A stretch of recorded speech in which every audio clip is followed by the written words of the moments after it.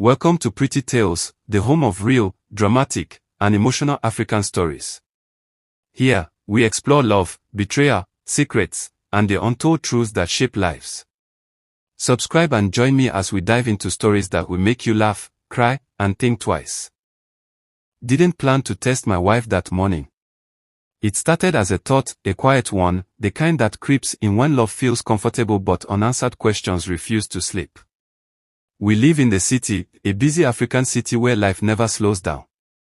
The kind where car horns argue with street vendors, and everyone is chasing something, money, peace, or proof that love is real. That morning, I returned home earlier than usual. My wife, Amoka, was in the living room, neatly dressed, scrolling through her phone. The TV was on, but she wasn't watching it. She barely noticed when I walked in. "Why are you home?" she asked casually, not even looking up. I hesitated. Then I said it. "I got fired today." Silence. Not the dramatic kind. Not shock. Not panic. Just silence.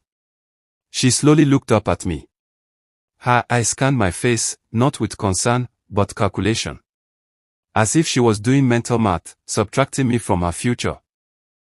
"Fired," she repeated. "Yes," I said. "They said they're cutting staff." She sighed. Not a gasp. Not a hug.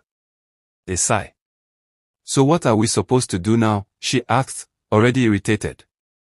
I waited for the words I thought I would hear. "We'll figure it out. It's okay, we'll survive. I'm here." But she didn't say any of that. Instead, she stood up, walked to the window, and said something that made my chest tighten. "This is not what I signed up for." At that moment, I realized something dangerous.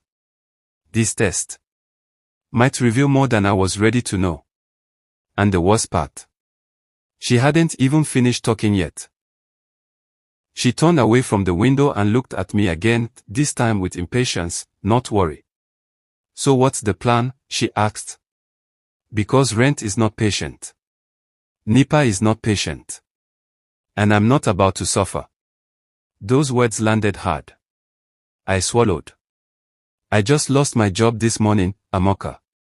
She shook her head slowly, almost annoyed. "You should have prepared," she said. "A real man always has a backup."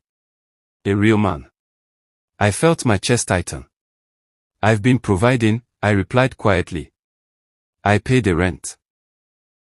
I handle the bills. I take care of this house." She scoffed. "And now you can't," she said.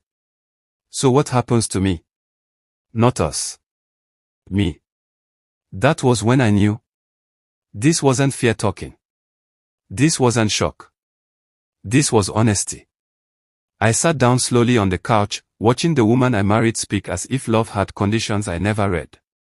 "I didn't marry struggle," she continued. "My friends married men who are moving forward. You can't just wake up and tell me you're fired." I looked up at her. "So if I fall," I asked, "you won't stand with me?" She hesitated. Just for a second. Then she said something that burned itself into my memory. "I can't be married to potential." That was the moment my test stopped being a test and started feeling like a warning. Because the truth was still coming. And I was about to push it further. The generator from the compound hummed softly outside our Surulere flat, mixing with the distant noise of buses and shouting conductors on the road. I stood up slowly. "Amoka," I said, my voice calm but heavy, "what if this is just a season?" She laughed, short and sharp. "In Lagos," she asked, "there is no season for being broke." I nodded. Then I took a deep breath. "I didn't get fired." She froze. "What?" she asked. "I still have my job," I continued. "I only said that to see how you'd react." Her eyes widened, not with relief, but with anger. "So you were testing me," she snapped. "I needed to know," I said quietly. "If life hits me hard, would you stand with me?" She opened her mouth, then closed it again. You embarrassed me, she said finally. You scared me for nothing. I looked at her. No, I replied. I scared myself. Because everything you said, you meant it. She tried to laugh it off.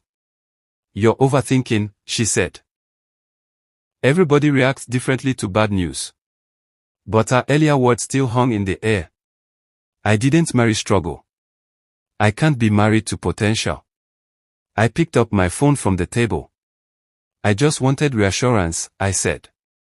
Not rejection. She looked away.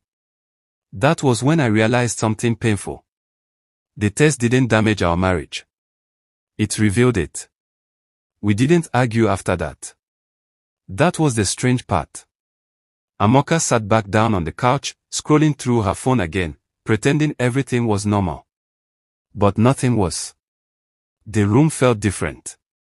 The Surulere afternoon sun still poured through the window, but it no longer felt warm. Even the noise from the street, Okada engines, shouting conductors, felt distant, like life was happening somewhere else.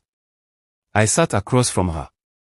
You didn't even ask how I felt, I said softly. She shrugged. You said you were fine, she replied. You still have your job. I nodded slowly. Yes, I said. But I lost something else today. She finally looked up. What? My peace. Her face hardened. You're being dramatic. Maybe I was. Or maybe I was finally honest with myself.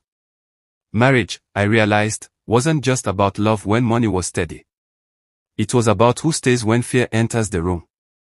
I imagined a future where I actually did lose my job. An accident. A sickness. A bad year. Would she stay? Or would she start packing before the echo of the bad news faded? I stood up. I need some air, I said. She didn't stop me. Didn't ask where I was going. Didn't ask if I was okay. As I stepped outside, the Lagos heat hit my face, but it felt better than the cold silence inside. That was when I understood something painful but necessary. Sometimes, the truth doesn't shout. Sometimes, it quietly shows you who you're standing with. And I wasn't sure anymore. I didn't leave the compound. I just stood there, leaning against the wall, listening to the sounds of Surulere life continue without me, children laughing, a woman arguing with a hawker, a generator coughing to life. Life didn't pause because my marriage was shaking. After a while, I went back inside. Amoko looked up, surprised. I thought you left, she said. So did I replied. I sat across from her again. Come on now. I need to ask you one thing, I said. And I need an honest answer. She sighed. What is it? If tomorrow is hard, I asked, will you stay because you love me, or leave because life stopped being comfortable? She didn't answer immediately. That pause told me everything. I love you, she said finally, but love alone is not enough. I nodded. You're right, I said. Love alone isn't enough. I stood up. But conditional love, I continued, isn't love at all. Her eyes widened. What are you saying? I'm saying, I replied gently, that I need a partner, not a spectator. She tried to speak, but no words came out. For the first time since we got married, I saw fear in her eyes. And for the first time, I chose myself. That night, I slept on the couch. Not because I hated her, but because I needed clarity. By morning, I had made a decision, not in anger, not in revenge, but in truth. I wasn't going to beg anyone to stay in my life. Marriage, I realized, is not insurance against struggle. It's a promise to face it together. When I left for work the next day, yes, my job still intact, Amoko watched me quietly. She didn't apologize. She didn't argue. She just looked thoughtful. Some tests don't end with shouting. Some don't end with divorce. Some end with awareness. And awareness changes everything. Because the real question isn't, will they love you when you're winning? It's, Will they stand with you when life hits pause? That test didn't just reveal the truth about my wife, it revealed the truth about our marriage. But what I discovered afterward, something I never expected, will shock you. In part 2, you'll see how secrets, fear, and even forces I didn't understand begin to surface. Don't miss it, hit subscribe and turn on notifications so you can watch the rest of this story.